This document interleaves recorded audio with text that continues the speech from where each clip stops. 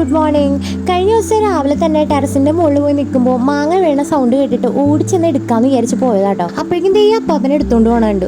എന്തായാലും നമുക്ക് മാത്രം കഴിച്ച പോരല്ലോ, അവരും കൂടെ കഴിക്കട്ടെ. മൂപ്പര് ഫോണൊക്കെ പോക്കറ്റിൽ വെക്കാൻ വേണ്ടിയിട്ടാണ് നിന്നേ തോന്നുന്നു. പക്ഷെ എനിക്ക് വീഡിയോക്ക് പോസ് ചെയ്ത് തന്ന പോലെ ആയിപ്പത്.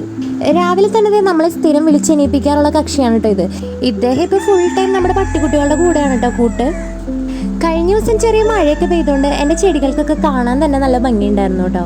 ഇതേ കണ്ടോ, കഴിഞ്ഞ ദിവസത്തെ മഴയത്ത് എൻ്റെ പയറു ചെടികളൊക്കെ ഇതേ അങ്ങോട്ടും ഇങ്ങോട്ടും ചാഞ്ഞും ചെരിഞ്ഞൊക്കെ നിൽക്കുന്നുണ്ട്. ഇനിയിപ്പോൾ ഇത് ശരിയായാൽ മതിയായിരുന്നു.